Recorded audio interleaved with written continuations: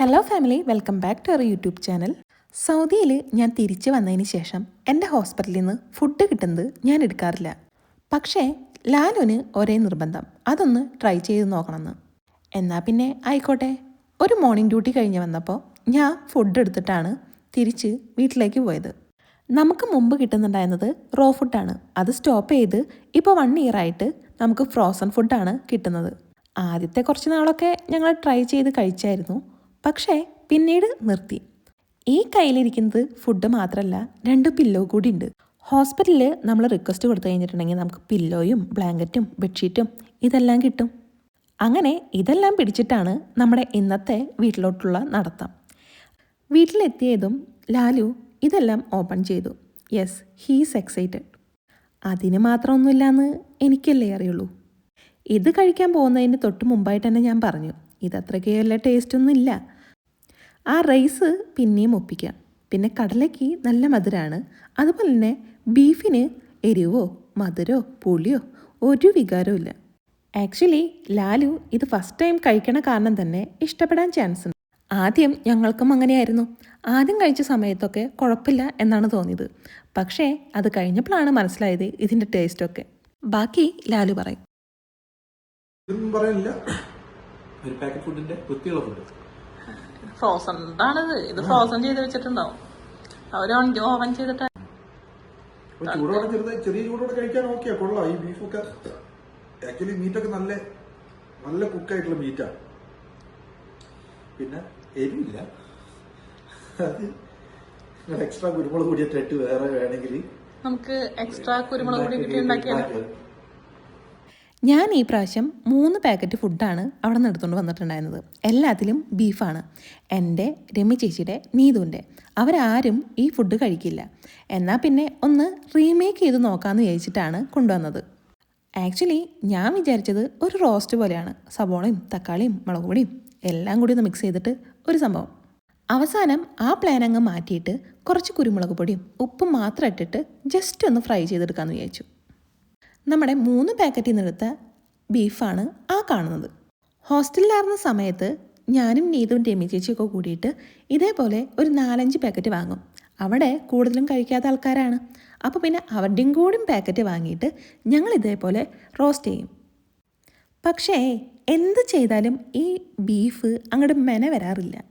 അതിന് ഒരു ഉപ്പോ മുളകോ ഒന്നും പിടിക്കാത്തൊരു ഫീലാണ്. പിന്നെ നമ്മുടെ നാവിന് ഉപ്പും മുളകും കൂടുതലുണ്ടെങ്കിലേ നടക്കൂ. അങ്ങനെ നമ്മുടെ ഫൈനൽ സ്റ്റേജിലേക്ക് എത്തിയിട്ടുണ്ട്. എല്ലാം കൂടെ ഒന്ന് റോസ്റ്റ് ചെയ്ത് കഴിഞ്ഞപ്പോൾ സംഭവം കാണാൻ നല്ല അടിപൊളിയായിട്ടുണ്ട്. അതങ്ങനെ കണ്ടപ്പോൾ ഞാനും ഒന്ന് ട്രൈ ചെയ്താലോ എന്ന് വിചാരിച്ചു. അതിൻ്റെ കൂടെ തന്നെ കിട്ടിയ റൈസും ഈ ബീഫും കൂടിയിട്ടാണ് ട്രൈ ചെയ്യുന്നത്.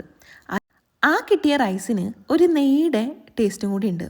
വേണമെങ്കിൽ നെയ്ച്ചോറാണെന്നൊക്കെ വേണമെങ്കിൽ പറയാം. അങ്ങനെ അത് ട്രൈ ചെയ്തപ്പോൾ പ്രത്യേകിച്ച് ടേസ്റ്റ് വ്യത്യാസമൊന്നും എനിക്ക് തോന്നിയില്ല. ഉപ്പും കുരുമുളകിൻ്റെ ടേസ്റ്റോ ഒന്നും വന്നില്ല. മുമ്പത്തെ പോലെ തന്നെയാണ് എനിക്കിപ്പോഴും തോന്നിയത്. ബട്ട് ലാലുവിന് ഇത്രയും കൂടിയും ബെറ്ററായിരുന്നു. നമുക്ക് ഫ്രോസൺ ഫുഡ് 3 ടൈപ്പാണ് കിട്ടിക്കൊണ്ടിരിക്കുന്നത്.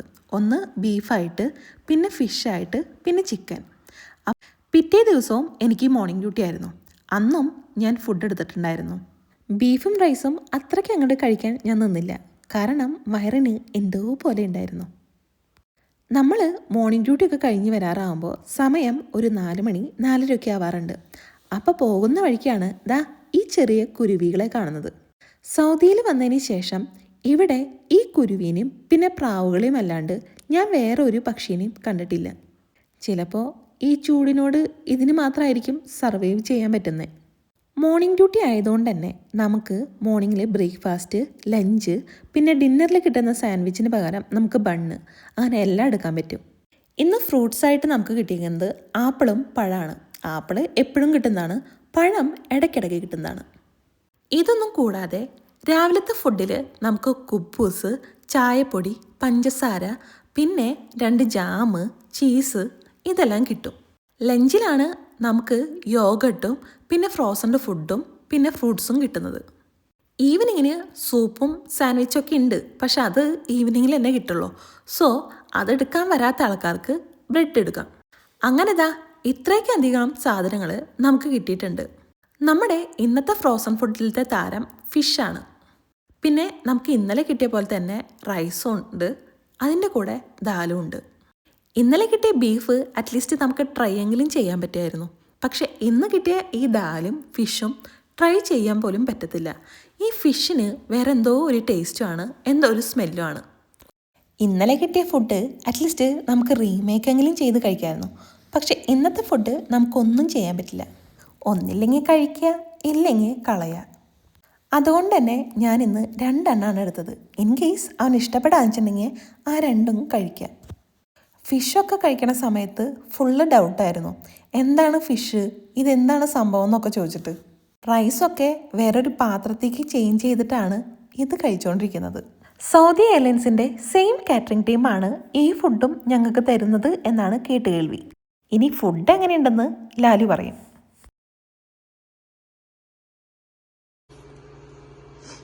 അങ്ങനെയുണ്ടല്ലോ, തിന്നിട്ട് പറഞ്ഞാൽ മതി. ആക്ച്വലി എനിക്ക് റൈസും ഈ പച്ചക്കറി ഇഷ്ടമാണ്. പിന്നെ ബീഫ് അന്ന് വന്ന ബീഫും ഇഷ്ടമായി. ഈ ഫിഷ് എനിക്ക് ഇതെന്താന്ന് മനസ്സിലാകുന്നത്, ഇതിന്റെ ടേസ്റ്റ് നമ്മളെ ഞണ്ടിന്റെ ടേസ്റ്റ്, ഞണ്ടിന്റെ ഫ്രഷ് ഉണ്ടാവൂലേ, അതിന്റെ ഒരു ടേസ്റ്റ് കണ്ടേ അതേപോലെ ഉണ്ട്. ടേസ്റ്റും അതേ കണക്കിയ, പക്ഷെ ഞണ്ടല്ല. ഫ്രഷ് ഒന്നും ഞണ്ടിന് ഇങ്ങനെ കട്ടായിട്ട് വരില്ല, കട്ട് പീസായിട്ട്. അതേ സ്മെല്ലും ടേസ്റ്റും കാര്യങ്ങളൊക്കെ അത് തന്നെ. അങ്ങനെയുണ്ട്. ഇത്രയും വലിയ ഞണ്ടൊക്കെ ഉണ്ട്.